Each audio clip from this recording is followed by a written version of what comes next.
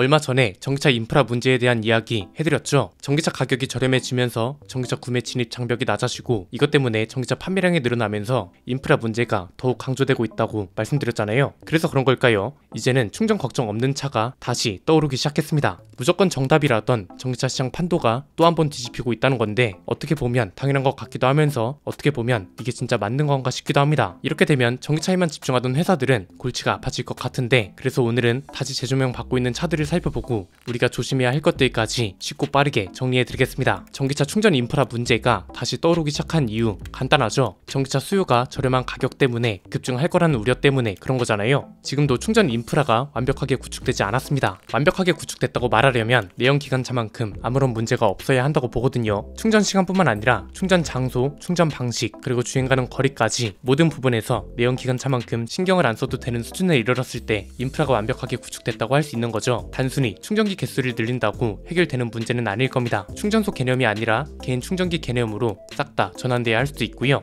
충전소를 짓는 게 아니라 아파트나 사무실 주차장에 개인용 충전기를 사용할 수 있는 단말기나 콘센트를 설치하는 방향으로 바뀔 수도 있고 뭔가 근본적인 문제부터 다시 바로잡아야 하는 상황이라 볼 수 있습니다. 심지어 이제는 전기차를 정부나 제조사가 완벽하게 밀어주는 것도 아닙니다. 혜택도 줄여버리고 세금 제도도 개편한다고 하니까 전기차에 대한 확신 자체가 없는 상황인 거죠. 그래서 지금 떠오르고 있는 차가 뭔가요? 충전 걱정이 전혀 없는 하이브리드 차죠. 이게 단순히 우리나라에서만 나오는 얘기가 아니더라고요. 우리나라는 이미 하이브리드가 대세라는 게 증명됐죠. 아직까지 전기차가 판매량 상위권을 차지한 적도 없고 상위권을 차지하고 있는 대부분의 차들이 하이브리드 모델을 중심으로 팔리고 있는 차들입니다. 그랜저나 소렌토 같은 차가 대표적이고 앞으로 카니발이나 펠리세이드 같은 차들도 하이브리드 모델이 대세가 될 겁니다. 실제로 전기차 판매량을 보면 올해 초까지 상승세를 보이던 차들이 상반기가 끝날 때쯤부터 죄다 하락세를 보이고 있습니다. 순수 전기차가 78,900대 정도 팔릴 동안 하이브리드 차는 176,700대 정도를 팔았고 현대 기아차 하이브리드 차 누적 판매량도 올해 2분기에 100만 대를 돌파했습니다. 그럴 수밖에 없죠. 실제로 현대기아차 주요 차종들의 판매 비중을 보면 하이브리드가 상당합니다. 그랜저, 산타페, 소렌토, K8 이런 차들 모두 하이브리드 판매 비중이 과반을 훌쩍 넘었고요. 투싼이나 스포티지 같이 비교적 작은 차들도 하이브리드 모델 판매량이 절반 가까이 됩니다. 마치 작년에 전기차 판매량이 한창 늘어날 때처럼 하이브리드 차 판매량도 눈에 띄게 늘어나고 있다는 거죠. 이건 전 세계 시장을 봐도 마찬가지입니다. 최근에 조사된 자료를 보니까 작년과 비교했을 때 올해 하이브리드 차 시장이 19.2%나 성장했다고 합니다. 규모로 따지면 무려 360조 5,400억 원에 달하는 수준인데 상대적으로 유럽이 전기차 충전 인프라가 많다고 하잖아요.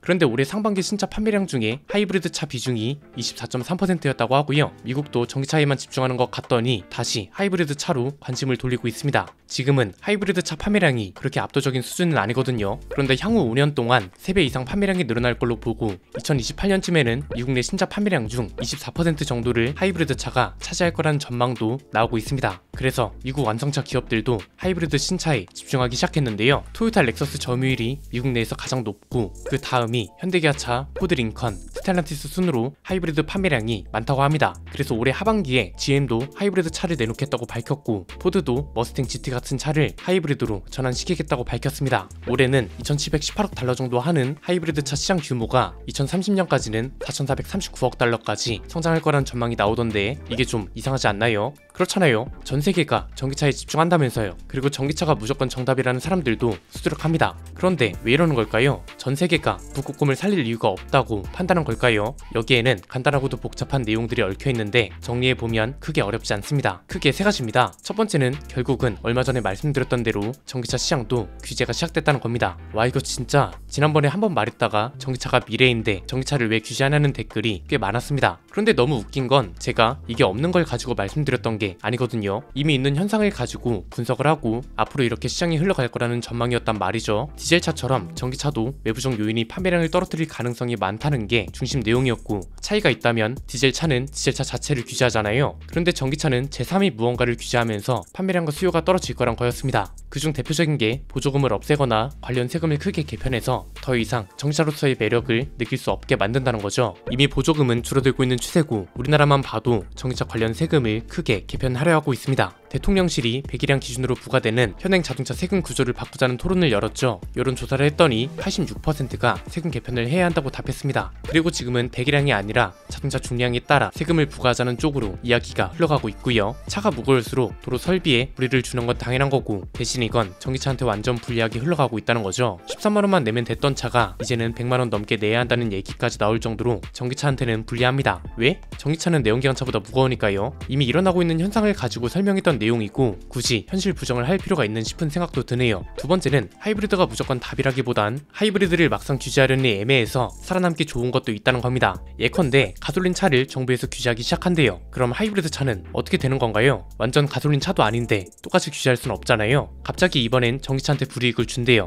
세금도 올리고 세제 혜택도 없앤다는 내용이 공개됐습니다. 그렇다고 하이브리드 차에 영향을 주나요? 아니죠. 하이브리드 차를 규제하려면 하이브리드 차 자체를 규제해야 합니다. 그런데 또 명분이 뚜렷하지가 않습니다. 그나마 가장 논란 없던 친환경차 중 하나잖아요. 그런데 얘를 어떻게 규제하겠어요? 하이브리드 차도 세제 혜택을 없앤다? 이러면 이제 내연기관차는 뭐냐부터 시작해서 전기차 배터리 문제는 어떡할 거냐는 말도 나오고, 말로만 친환경이라고 하는 전기 생산은 대체 언제 진짜 친환경이 되는 거냐면서 반발도 심할 거고, 이게 수요 감소로 이어질 가능성도 딱히 없어 보입니다. 그냥 타고난 운명이라고 보는 게 맞을 것 같고요. 세 번째는 실제 차주들 입장에선 일종의 회의감도 들 것 같습니다. 이게 무슨 말이냐면 지금 한창 전기차 가격이 저렴해진다는 말이 나오기 시작했잖아요. 그런데 제가 이런 말씀을 드렸던 적이 있습니다. 이걸 진짜 가격 인하라고 해야 할지 가격 정상화라 해야 할지 모르겠다는 거였는데요. 그냥 단도직입적으로 이야기하자면 레이 전기차 보고 저렴하다고 하는데 하나도 안 저렴합니다. 가솔린 모델 가격이 1390만원부터 2015만원까지입니다. 그런데 전기 모델은 2775만원부터 3080만원입니다. 아무리 전기차라 해도 레이가 3000만원대까지 간다는 게 말이 되나요? 이 정도면 셀토스의 스포티지까지 넘볼 수 있는 가격인데요. 보조금도 100% 못 받습니다. 주행 가는 거리가 너무 짧아서 100%를 받는 순간 논란으로 이어질 겁니다. 지자체 보조금까지 해서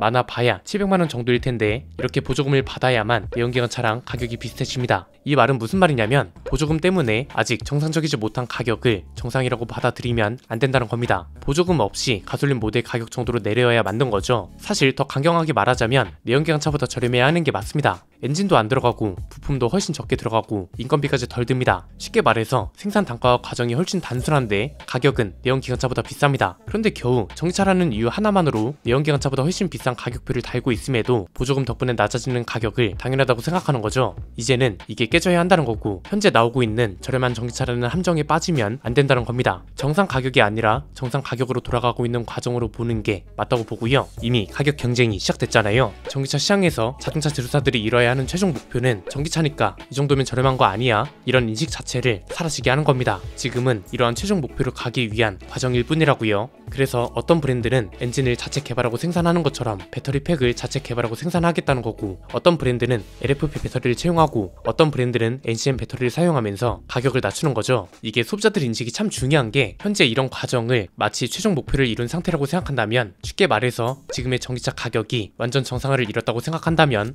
이 가격이 진짜 정상 가격처럼 될 수도 있다는 겁니다. 이 상태에서 보조금도 줄어들고 자동차세도 불리하게 개편된다 생각해보세요. 현대기아차뿐만 아니라 토레스 전기차도 다른 차들에 비해 상대적으로 저렴하다는 거지, 이 가격을 정상이라 생각하면 안 된다는 겁니다. KG뿐만 아니라 모든 브랜드가 보조금 없이도 내연기관차와 비슷한 수준으로 내려와야 한다고 봅니다. 지금 이렇게 전기차와 관련된 이야기가 복잡하고 방향도 제대로 잡혀있지 않은 상태라 차라리 비싼 가격으로 살 수 있으면서 충전 스트레스도 없고 이질감 없이 탈 수 있는 하이브리드 차 시장이 떠오르고 있는 거다, 이렇게 보시면 될 것 같네요. 오늘 내용은 여기까지입니다. 내용이 유익하셨다면 구독과 좋아요, 알림 설정 부탁드립니다. 지금까지 저는 안피디였습니다. 감사합니다.